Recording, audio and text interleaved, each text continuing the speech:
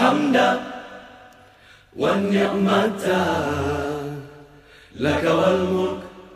Sebenarnya sangat simpel. Apakah kelebihan Raudah dan tips macam mana nak masuk Raudah dengan mudah. So tuan-tuan dan puan-puan, saya nak bagi tahu nombor satu keistimewaan Raudah adalah Rasulullah pernah bersabda, di antara rumahku dan mimbarku adalah satu taman daripada taman-taman syurga. Dan tempat ini sangat-sangat mustajab jika kita berdoa di situ. So, kalau boleh, perbanyakkan masa kita berada di Raudah. Masalahnya, Raudah ni tempat yang terbaik dan semua orang nak berada di situ. So, tempat ni sangat jam. Jadi tuan-tuan dan puan-puan, kita perlu bijak merancang apa yang kita nak buat dekat sana. Dan salah satu tips macam mana kita nak masuk Raudah dengan mudah adalah untuk kita faham bila boleh masuk, bila tak boleh masuk. Terutama untuk jemaah wanita. Dan saya nak faham untuk jemaah wanita, kebiasaannya anda diberi peluang untuk masuk ke dalam kawasan Raudah pada 11 pagi. Anda mungkin kena cek, mungkin dalam pukul 10 pagi baru waktu-waktu anda boleh masuk dalam Raudah. Okay? Dan waktu seterusnya, anda akan diminta keluar sebelum solat Zuhur. Dan selepas itu anda akan dibuka, anda boleh, waktu melawat seterusnya adalah pada waktu 2 pagi.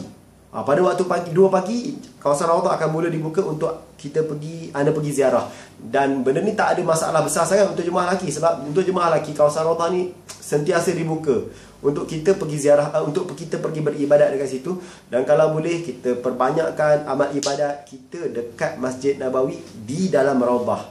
Dan tuan-tuan dan perempuan, yang paling best, berdoa banyak-banyak dekat situ. Dan kalau terlalu sesak, selepas kita berdoa, kita keluarlah daripada Raudah, kita beri peluang kepada orang lain pula untuk berada di situ. Jangan ingat kita seorang je ada nak doa. Kita ingat, kalau kita beri peluang kepada orang yang doa dekat situ, mudah-mudahan doa yang kita baca tadi yang dah cukup dah tu, Allah permudahkan untuk dimakbulkan. Jangan nak duduk dekat situ, nak baca Quran lama-lama kalau dah ramai. Nak sembahyang sunat sampai berpuluh-puluh rakaat. Tak perlu.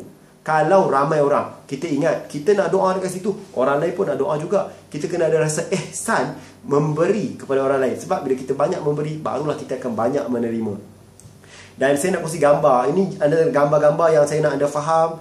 Di mana Raudah tu? Sebenarnya Raudah tu adalah di antara makam Rasulullah dan juga mimbar Rasulullah. Makam Rasulullah sebelah kiri dan mimbar Rasulullah sebelah kanan. Di tengah-tengah itulah Raudah. Dan yang paling penting untuk anda faham, Raudah adalah kapet yang berwarna hijau keputihan. Anda janganlah kata Raudah tu kapet dia warna merah. Kalau anda berada di kapet yang warna merah, itu bukan Raudah namanya. Okay?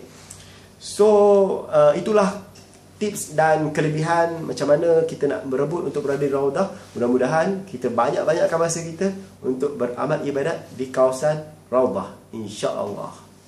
Allahumma labbaik labbaik la syarika lak labbaik innal hamda wan ni'mata lak wal mulk la syarika lak.